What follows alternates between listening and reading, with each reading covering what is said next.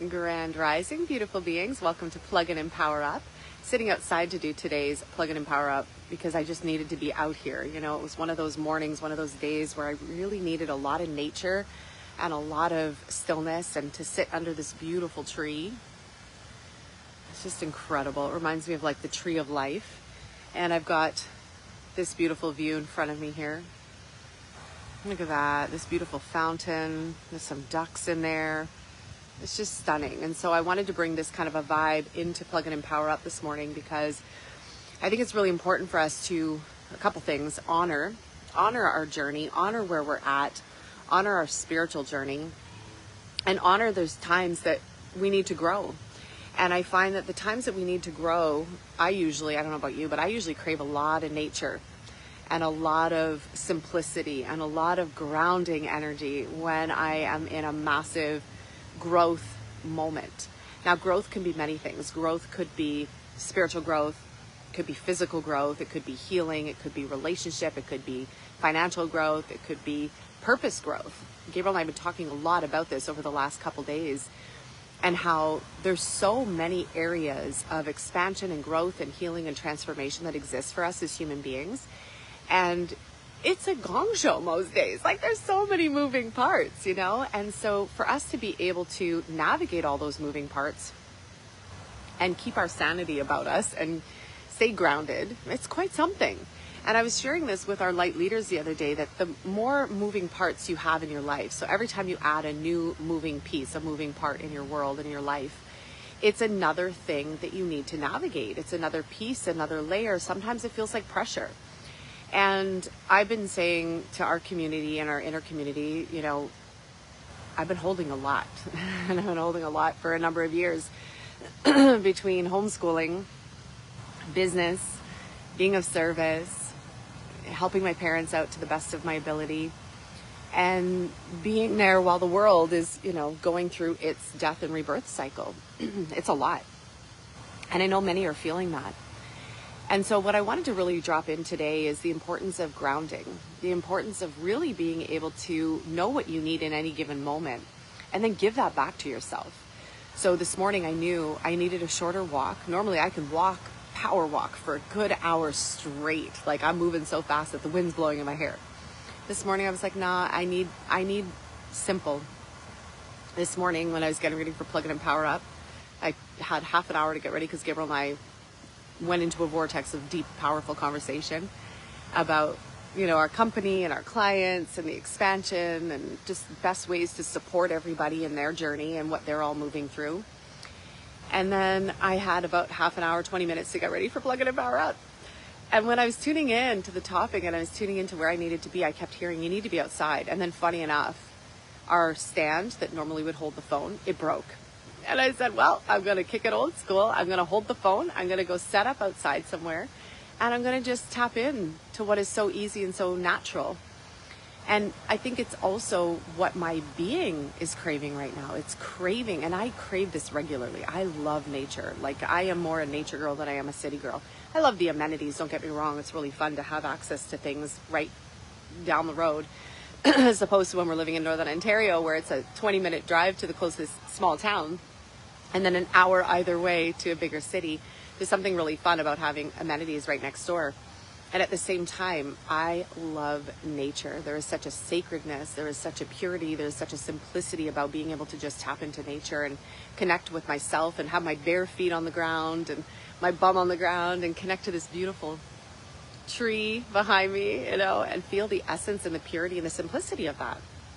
And I think we forget about that when the world gets really busy, when our lives get busy, when there's so many moving parts, when we have so many to-dos or so many projects on the go, or maybe it's responsibilities, or maybe there's pressure around all sorts of things. Who knows, right? It's so important when we feel the many moving parts to really create time and space for ourselves to ground, create time and space for ourselves to reconnect to the simplicity and to nature, and to just be. You know, Gabriel and I were talking about different manifestation conversations this morning, and I said, you know, always for me, the simplest times when I've created everything that I've wanted, it's always come from a time of joy and playfulness and just being in my flow zone. Whereas other people, they need a lot of structure A lot of people need the daily, like the mantras. We're doing like the mala bead practice, right? A lot of people need that structure. Some people need a blend between both. Some people need, to be in conversation and community. Hi, Maria, nice to see you. And so I really want you to look at that for yourself, because, what Gabriel and I were talking about this morning is that there's so many ways. There's so many ways to ground. There's so many ways to connect to Source Creator. There's so many ways to expand your ability, your power to manifest and create. There's so many ways to connect to your intuition. There's so many ways to heal and to transform and to do the inner alchemy work. Like, there are so many ways. There's infinite ways available to us. And the thing that I really want you to tune into is that there's your way as well. And I think that that's always the most important thing, is being able to connect to your way. And we might learn other ways from other people. Like, we might learn a prayer, a mantra, a meditation, a practice. We might learn something along the way. I've learned many, many things along the way. And then we got to discern. So it's like learn and discern, learn and discern, learn and discern, learn and discern. And try them on. This is what I think is so amazing about our Earth experience here, is that we get to try on all these many experiences. We get to try all of it on. And if it works, it works. And if it doesn't, it doesn't. If it sticks, it stays. And if it doesn't, that's okay. There's many, many paths to Mecca. And over the weekend, every now and then I give myself permission to just mindlessly scroll and see what comes up on my feed. And lately I've been seeing a lot of this, and I get it. Okay, I'm going to preface it with this. I get that people want to stand out, so they want to take a stand. And I totally get that. I get that 100%. I have my fair share of stands. However, if your stand knocks someone else's down, then we can't all stand together.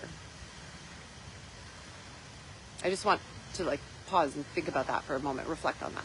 As I'm watching all these tiny little minnows, they're all jumping together in this pond behind the phone right now. And when one jumps, they all jump. When one hops, they all hop. I don't know if you guys can see this. Let me flip this around and see if you guys can see this. There's all these tiny little minnows, and they're jumping right now. They're jumping, and it's like when one jumps, they all jump. When one jumps, they all jump. When one jumps, they all jump. So it's not just one gets to jump and play. Not one just gets to have fun. When one jumps, they all jump. And I was thinking about this morning because, I feel sometimes like I'm missing out on certain things, especially since becoming a mom and having young kids. My priority is different now. Prior to kids, I probably would have been at every event out there. I would have been to every networking, meeting new people, because that's my jam. I love that so much. And yet this is the season and cycle that I'm in. So over the weekend, I found myself feeling like I was missing out. I was watching friends, peers be at incredible events, and I just kept thinking, God, I wish I was there. There was a part of me that I wish I was there, but I'm not. And I had to make peace with, I'm here. I had to make peace with, this is my season and cycle of life. This is where I'm at now. So I'm going to maximize where I'm at now. I'm going to appreciate and be in the depth of where I am now, because I know that this time and this season is going to change. And many of the people that I see, not all, but many of the people that I see running these really big events, maybe they have a huge team. Maybe they don't have any kids. Maybe, their lifestyle could be totally different. And so I really had to be at peace with wherever I was at. I had to be at peace with wherever I was at. And so that was the first thing that kind of came into my awareness, was be at peace. Be at peace wherever you're at, and maximize wherever you're at. So if you're building something, maximize your building. If you're in a playtime, maximize your playtime. If you're in an expansion time, maximize your expansion. If you're in a creation zone, maximize your creation time. If you're in a healing time, a transformation, maximize your healing and your transformation. I look at my whole life, actually, because I've been super spiritual my whole life, and I've been very aware my whole life. And when I really started to dive into my own spirituality, when I was 14, I went all in. I went all in on learning yoga and meditation. I went all in on learning Wicca. I went all in and learning the shamanic native medicine wheel. I went all in on learning astrology. I went all in on learning everything that you could possibly imagine, okay? And I was where I was at, and I was grateful for where I was at. I was present where I was at, and there was no comparison back then, because I was an anomaly. What I was learning, what I was exploring, I was an anomaly. I was the black sheep. Now I don't really think there's such thing as a black sheep anymore, because all this information is so available to us, right? So the comparison is higher now, because when you're an anomaly, you naturally stand out. You naturally are like, whoa, you're speaking about stuff that no one else is. But now we're not really anomalies anymore, because we all have a higher level of consciousness, which is exactly what I knew this is the point that we would get to. And so now I think there was a time where we could stand out, and we could stand for our stand and stand out. Now I feel like everybody's got a stand of some sort. So how do we stand without knocking down someone else? How do we stand while everybody else is standing in their stand? I was thinking a lot about this because I saw, in one of the conferences that was happening over the weekend, that a lot of my peers were at. I was like, let me go check out, my comparison a little bit was kicking in. I was like, let me go check out who this person is and what she's created. And she's created some amazing stuff, like incredible stuff. And in one of the videos, somebody asked her a question of like, what were her top, I can't remember what it was, but it was like, what were her top, healing modalities? And she had Reiki as like one of the last, as important. And I get that. People need to distinguish themselves, to stand out, and to say that this is better than that. But I don't know. I don't know if it's just me being around the block a long time, 47 years, and being spiritually awake for 47 years, that I think it's all relevant. There's many paths to Mecca. I believe it's all relevant. And I believe there's these many paths to our spiritual awakening and our spiritual opening and to our healing and to our alchemy, because we are all different flavors. We are all different orchestrations. We're all different dynamics. We all have different constitutions. It's like if you just look at the doshas, the Kapha, Vita, Vata, Pitta, whatever, you know what I'm talking about, the Ayurvedic doshas. Can't think of them off the top of my head right now. But there's 3 of them. And even in the 3, there are differentiations. You look at the astrology charts, you look at human design, you look at all these different configurations of who we are, and we're unique formulas. What works for a Pitta doesn't work for a Kapha, right? What works for one astrological design doesn't work for another. For good reason, because we're all meant to embody a unique composition and a unique configuration here. And then to find what resonates, to align with what resonates, and then to just go big and go deeper in that. But that it's also okay to explore. It's okay to explore other modalities. And I don't think any one modality is better than another. I've explored almost every healing modality you could possibly imagine out there. And I can tell you, I've learned and grown from every single one of them. And I've never knocked any of them. I know that there are some that work really, really well and fast. And then there are others that, take you down a little bit of a slower path. However, they all have a purpose. They all serve a purpose on some level. So I feel like we're in a time right now, if we could refrain from, while we're growing or while we're taking our stand or while we're bringing our movement to the world, refrain from standing to the point where it knocks other people down or it knocks other modalities down. That might be a higher conversation, a higher spiritual conversation, a higher spiritual maturity conversation to have, where we really get to honor all of them, honor the path that we've walked, honor the modalities that we've learned, honor the growth that we've had, honor every single piece that's a part of this journey without knocking anything down. Because if we're knocking down a modality, for example, then we're probably knocking down a person too. Because every modality has come through a person. Every bit of consciousness or teaching has come through a person. So I was really contemplating that a lot over the weekend, and something really cool happened. So many of you know, Gabriel and I are super spiritual. I grew up in a Lutheran church. I went to church and Sunday school, and then I grew up very nature-based. My mom would always say, I don't believe you need to go to a church to connect to God. You could connect to God sitting under a tree. Right? And that was really powerful for me growing up, because it gave me permission to think outside the box and explore. And that was really important for my spiritual growth, to go out and explore and find a way that resonates with me. Find my way, right? Find my way that resonates with me. Now, fast forward to today. This is after years of exploring so many different spiritual modalities and religious contexts, and being in different types of churches and mosques, and temples from around the world, from Bali to Greece to in China, Hong Kong, to Korea, to like so many different types of temples I've been in, and spiritual mosques and churches. And the kids have never been to a church before. And we've talked a lot about this lately. And I said, well, would you like to? And they said, yeah, sure, we'd like to go. And the boys were like, we're not going, this is gonna be boring. Although Chase was open to it. Afterwards, he was thinking about it. He goes, I think I'm gonna like church. I was like, I think you might like church too.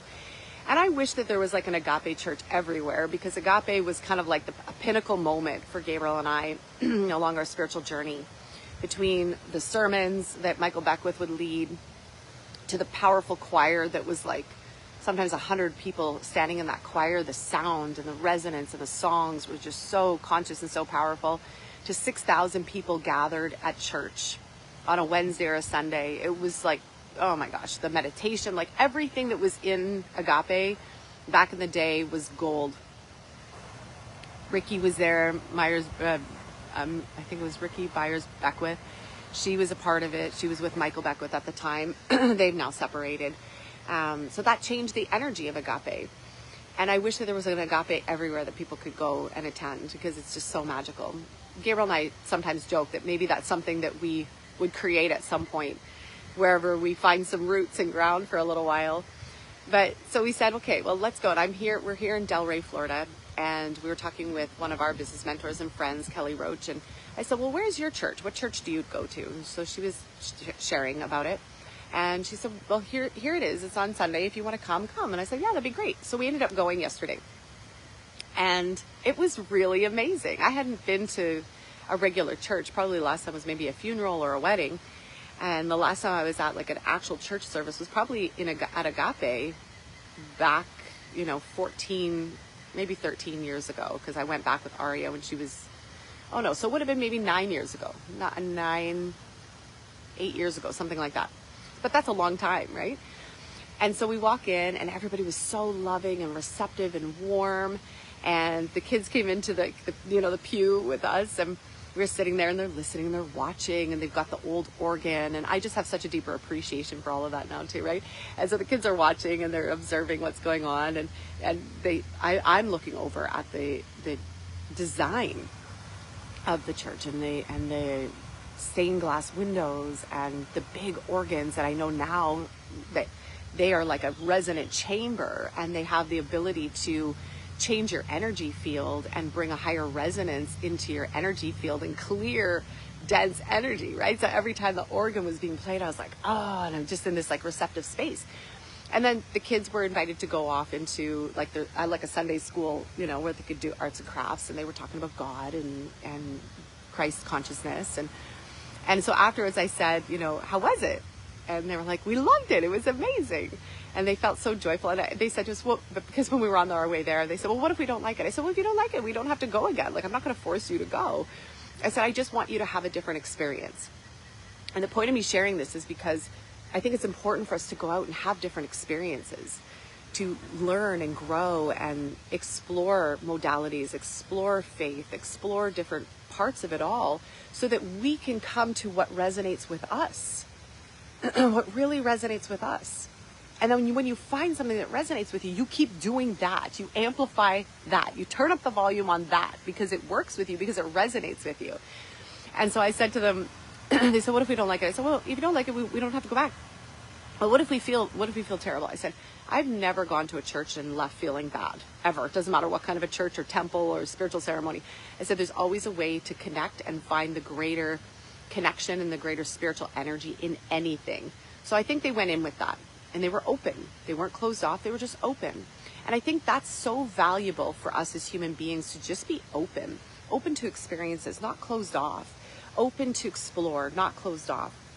Open to new possibilities, try it on, see if it works. If it doesn't, then retire it. Nobody says you have to keep anything, but to at least be open to give it a go and see what it's like, and explore and to experience and to experiment a little bit, because we are all unique configurations. What works for me might not work for you. What works for you may not work for me, and that's okay.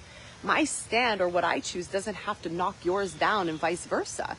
This is where I believe we're stepping into a new era of consciousness with humanity, where it's no longer about comparing my religion's better than yours, or my way is better than yours, or my modalities are better than yours, or my business is better than yours. It's not about that anymore. If we keep doing that, then we're going to keep putting ourselves back into the old constructs of what the shit show is that we're seeing fall right now across the entire planet. This was built on my way's better than yours. I know better than you. It's the authoritative approach, right? And so I think if we want to create a new experience here, if we want to create more of a bliss, heaven, joy on earth experience here, we have to be willing to go and explore and to find our way. And that requires us to be courageous and brave and curious and go and explore and see what resonates. How do we know if we like something? It's like, how do you know if you like that food if you've never tried it? You don't know, right? And it's the same thing with all of life. It's like, how do I know what resonates in terms of a practice? Or how do I know what resonates in terms of a teaching? Or how do I know what resonates in terms of manifestation? Like, just talk about that subject for a second. There's so many ways to manifest. There's so many ways to create. Not one way is better than another. It's about finding your way that resonates and then turn the dial up on that way and you go full in. And I've found that, especially with healing modalities. That's why when people come to me with like, I get emails sent to me all the time to check out different healing modalities. And I'm like, I'm good. Like I have found my ways of healing and transformation and alchemy. And they have withstood the test of time for 30 years. And I'm like, if they can clear and keep moving energy and keep me youthful and clear and healthy and whole and vibrant and strong, I'm going to keep doing those until I feel like I need something else, right? It's the same thing with my spiritual practice. I know what works with my spiritual practice. Connecting with nature is like number one. Creator and nature, right? I see creator in everything. So by connecting to nature, I see creator. And so connecting to creator, number one, however that is, that can look different. I can connect to creator under a tree. I can connect to creator looking at the ducks that are flying in the pond here. I can connect to creator in prayer. I can connect to creator in the pool. I can connect to creator in the ocean. Do you see what I'm saying? Like there's so many ways. There's not one path to Mecca. There's not one path to liberation. There's not one path to freedom. There's not one path to your spiritual evolution and growth and ascension. There's many. For as many people as there are on this planet, there are many, many, many, many, many paths. The key is to you, discovering yours, discovering your path. And this is why it's so fun to be able to put ourselves in scenarios and situations or containers or rooms or spaces or workshops or wherever to explore and to experience and see what works, what aligns, and leave the rest. I was thinking about that this morning too. Like the amount of, like, I've been to Kundalini temples and ceremonies. I've been to Balinese ceremonies where they put the rice, they splash you with water and they put the rice on your third eye. So beautiful. So beautiful. There's so many adorned with flowers. Then when I was in Hawaii, that was a whole other incredible experience of the traditional Hawaiian ceremonies. Like they're all so beautiful. African ceremonies. I looked up the word Ashe today because I was listening to agape music this morning, the original agape music. And a lot of times when Michael Beckwith would finish his sermon, he'd say, Amen, Ami, Ashe, and there was another one and something else. And I was like, I actually don't even know what the word Ashe means. You got to go look it up. It is powerful and it is huge. So these are all different ways to say thank you. So mote it be. So it is so. Amen. Ami. Ashe. Right? And it's just so beautiful to be able to look at these different words and languages and cultures and faiths and try them on. Explore. Discover. Play. And then you create your way. Once you start to play and you discover, you create your way. And when you find your way, you just ground into that. It's not about us convincing anybody else. It's about us living.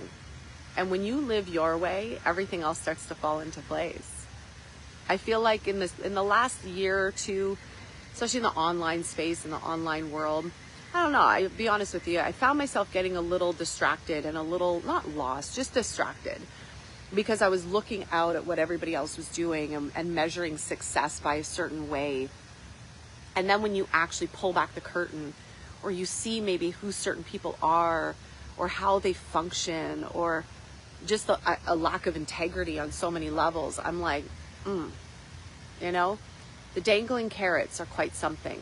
So I found myself, and Gabriel the same thing, that I've really refined what I listen to, what I pay attention to, and I've really slimmed down the communities that I've actually returned to some too. Like being in Kelly's world as a business mentor is so solid, it's so grounded, it's so nourishing for us, and it's balanced because I like to work and I like to play. I like to have spiritual connection and I like to be very grounded, you know, and from a business mentor perspective, she represents that. And so that's why we've returned to her world. It's the same thing for me with Agape, you know. I really had to look at like what in that spiritual configuration really aligned for me. And I was like, it was the conscious music that for me does it every time. The conscious music, a conscious community and a gathering and a spiritual place to be able to gather where children are welcome and accepted and that they get to explore their spirituality and their faith as well in a very free, safe way.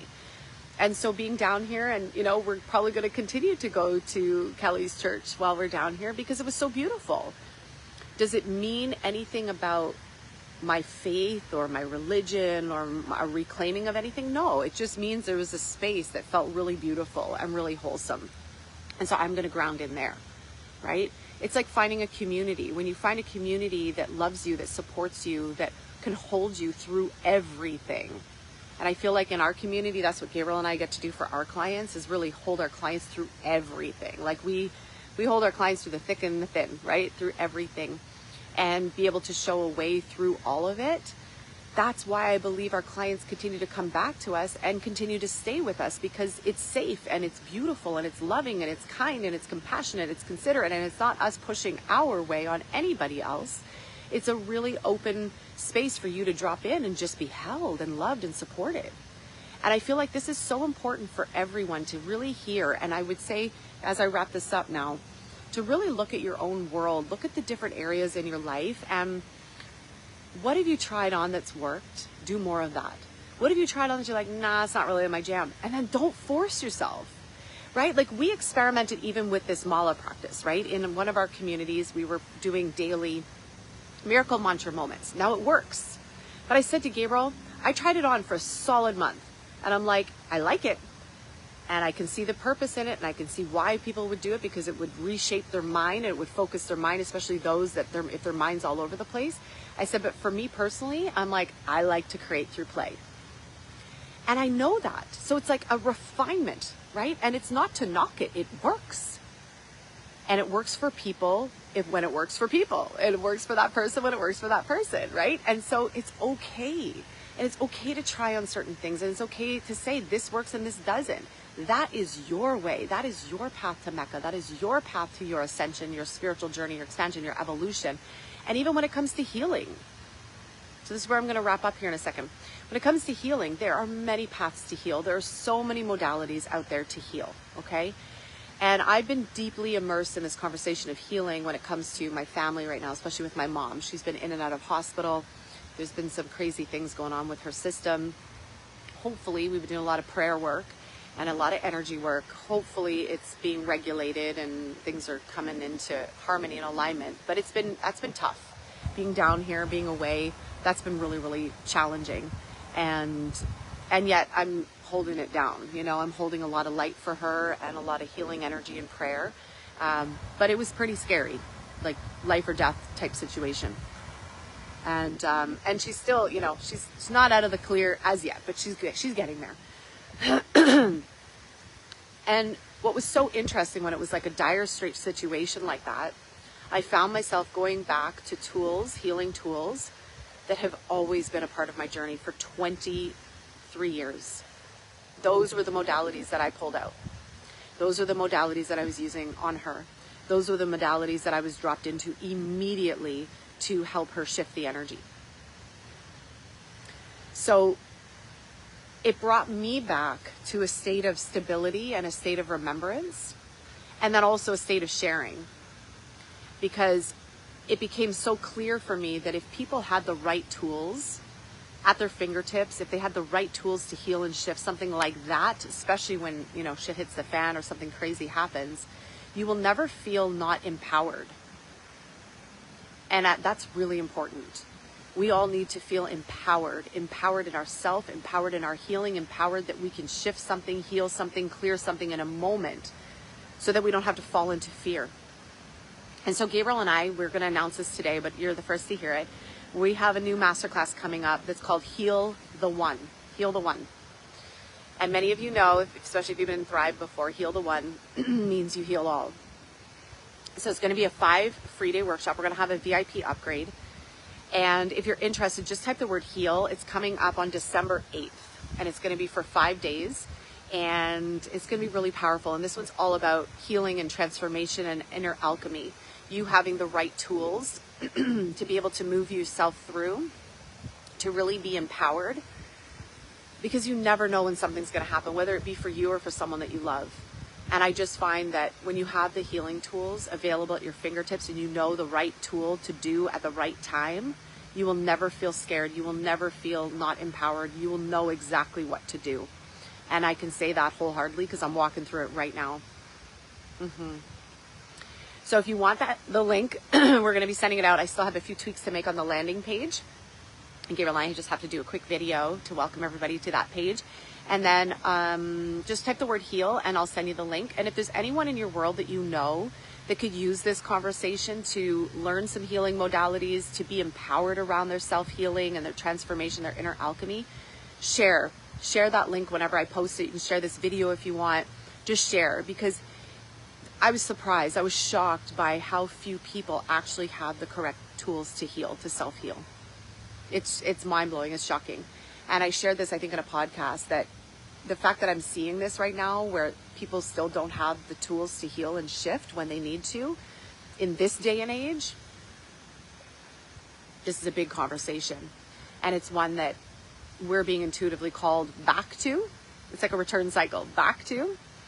And I think it's going to be one that's really powerful. So it's going to be a free workshop, a masterclass, a 5-day masterclass that's coming up on December 8th. December 8th till the 12th, I believe. And just type the word heal, share the video, or share the link whenever I post it. And I just want to thank you for being here. Thank you for sitting under this beautiful tree with me. Thank you for sitting by the water here with me. Just feels so good. Feels so grounding. Feels so nourishing just to be here and to be here with you all and to have this really authentic, grounded, free-flowing, no notes, no thought in mind as to what I was going to say today conversation. I love you all so much. Mwah. We'll see you soon.